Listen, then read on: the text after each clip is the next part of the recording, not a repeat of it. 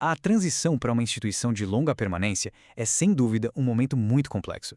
E bem no centro desse processo todo, tem um documento que pode parecer só burocracia, sabe? Mas que, na verdade, é o projeto para uma nova fase da vida, a ficha de admissão. Vamos desvendar juntos como esse formulário constrói a base de todo o cuidado. Para a gente entender esse processo, a gente precisa primeiro reconhecer uma dualidade que é central. De um lado está o cuidado, a compaixão.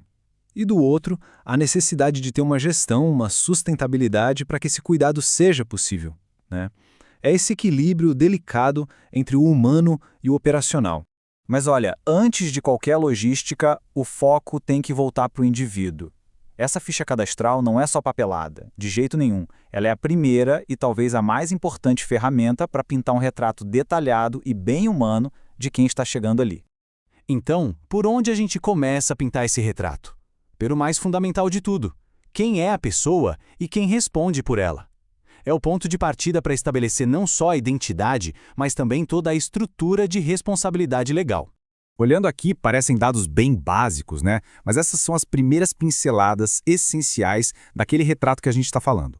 Nome, data de nascimento, estado civil, cada um desses detalhes ajuda a equipe a compreender a história de vida, o contexto social da pessoa. E isso é fundamental para um cuidado mais humano, mais personalizado.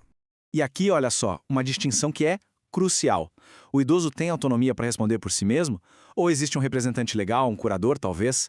Definir isso é vital, porque determina quem vai tomar as decisões importantes, desde as financeiras até as de saúde. Bom, com a identidade estabelecida, a gente passa para a história que o corpo conta.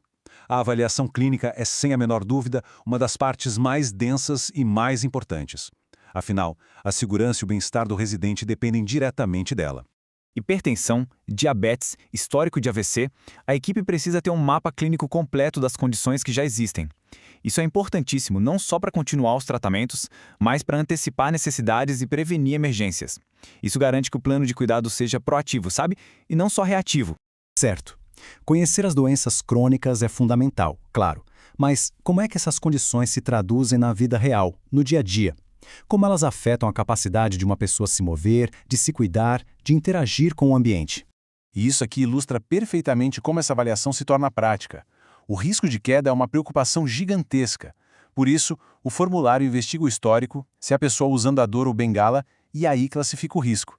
É uma medida preventiva essencial para a segurança.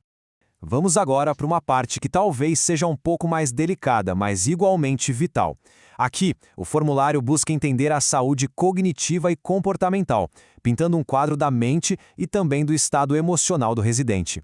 Esse gráfico bem simples mostra os diferentes níveis de orientação. A pessoa está orientada no tempo e no espaço, ou ela está confusa? A resposta para essa pergunta muda drasticamente a abordagem do cuidado, desde como a equipe se comunica até o tipo de supervisão que vai ser necessária. E aí a gente chega num ponto crucial, o grau de dependência. Essa classificação, que geralmente vai em 3 níveis, traduz todas as avaliações que a gente viu até agora em uma medida prática. Nível 1, independente. Nível 3, totalmente dependente. É isso que vai definir quanta ajuda vai ser necessária para tarefas como tomar banho, se vestir ou comer. Ok. Essas são perguntas bem difíceis, a gente sabe, mas elas são necessárias. Agitação ou agressividade, por exemplo, podem ser sintomas de dor, de algum desconforto ou até de uma condição neurológica.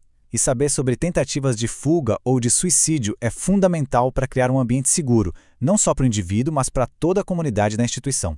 Com o retrato humano quase completo, a análise se volta para a estrutura que torna tudo isso possível. Vamos ver como esse plano de cuidados é sustentado do ponto de vista financeiro e também legal. Lembra daquela dualidade do começo entre cuidado e gestão? Pois é, aqui a gente vê isso muito claramente. O cuidado é pago com recursos próprios, pela família ou por algum órgão público. Entender de onde vem o financiamento é essencial para a sustentabilidade da operação e para a continuidade do serviço.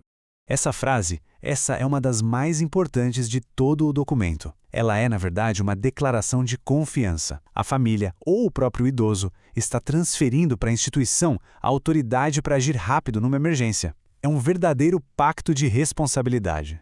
Então, depois de coletar todas essas informações pessoais, clínicas, cognitivas, financeiras, qual é o resultado final? Para que serve tudo isso, afinal de contas? E a resposta está aqui. O propósito de cada linha preenchida é convergir para um único documento vivo, o Plano Individual de Atenção. É esse plano que transforma aquela montanha de dados em um guia de ação personalizado. Ele garante que o cuidado seja sempre moldado para a pessoa, e nunca o contrário. E isso tudo nos deixa com uma reflexão final, né? Esse formulário é muito mais do que só papel. É o projeto para o cuidado de uma vida. E à medida que mais e mais pessoas precisam desse tipo de cuidado, o desafio para todos nós é garantir que cada um desses retratos seja sempre pintado com o máximo de respeito, de cuidado e, claro, de dignidade.